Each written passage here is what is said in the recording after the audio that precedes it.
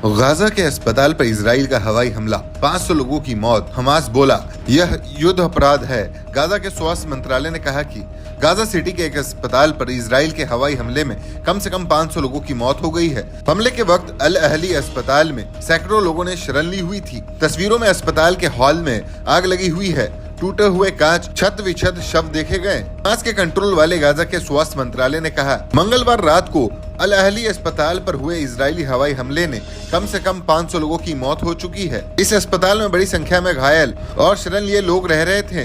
अगर इसकी पुष्टि हो जाती है तो यह 2008 के बाद से लड़े गए 5 युद्धों में अब तक का सबसे घातक इजरायली हवाई हमला होगा। अल अहली अस्पताल की तस्वीरों में अस्पताल के हॉल में लगी हुई आग, शीशे टूटे हुए और पूरे क्षेत्र में शरीर के अंग बिखरे हुए दिखाई दे रहे हैं।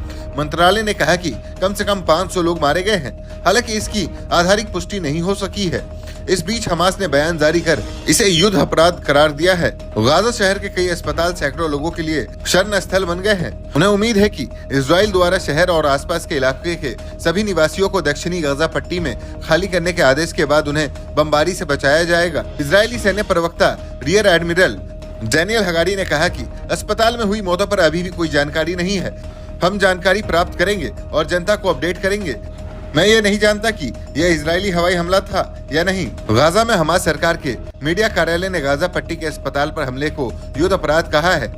एक बयान में कहा गया है कि अस्पताल में सैकड़ों बीमार और घायल लोग थे और अन्य हवाई हमलों के परिणाम स्वरूप जबरन अपने घरों से विस्थापित हुए लोग थे। बयान में कहा गया है सैकड़ों पीड़ित अभी भी मलबे के नीचे हैं। इजराइल ने मंगलवार को दक्षिणी गाजा के कई इलाकों में बमबारी की। इन हमलों में भी कई लोग मारे गए हैं। इजराइल ने कहा कि हमला हमास चरमपंथियों पर टारगेट था, जिसका इस इलाके पर शासन है। पिछले हफ्ते इजराइल पर किए गए हमास के बर्बर हमले के बाद से गाजा में पानी, ईंधन या खाने की आपूर्ति नहीं की जा रही है। वहीं मध्य स्तरों के क्षेत्र में परेशान लाखों नागरिकों को सहायता समूहों और अस्पतालों को राहत सहायता मुहैया करने के लिए गतिरोध तोड़ने में संघर्ष करना पड़ रहा है। अमेरिका के राष्ट्रपति जो बाइडेन क्षेत्र का दौरा करने के लिए तैयार है।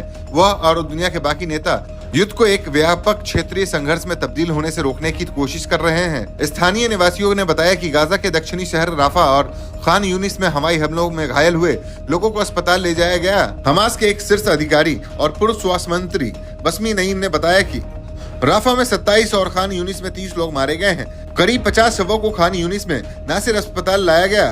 खून से सनी चादरों से लिपटे शवों को लेने के लिए परिवार के सदस्य वहां आए हुए थे। देर अल बला में एक हवाई हमले ने एक मकान को मलबे में तब्दील कर दिया। उसमें रह रहे एक परिवार के 9 सदस्य मारे गए।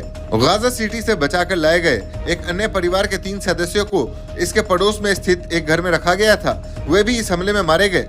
मृतकों में एक पुरुष और 11 महिलाएं तथा बच्चे शामिल हैं। वहां मौजूद लोगों ने बताया कि हमले से पहले कोई चेतावनी नहीं दी गई थी। इजरायली सेना ने कहा कि वो हमास के ठिकानों, बुनियादी ढांचों और कमान केंद्रों को निशाना बना रही है। इजरायली सेना के प्रवक्ता लेफ्टिनेंट कर्नल रिचर्ड हेच ने कहा, जब हम एक लक्ष्य देखते हैं, जब हम किसी चीज को हरकत करते देखते हैं तो उसे हमास समझते हैं। हम इससे निपटेंगे। मध्य गाजा में बुरेजी शरणार्थी शिविर पर किए गए हमले में हमास का कमांडर अयमान नोफल मारा गया था। समूह की सैन्य शाखा ने यह जानकारी दी। युद्ध में अब तक मारा गया यह सबसे प्रमुख चरमपंथी है।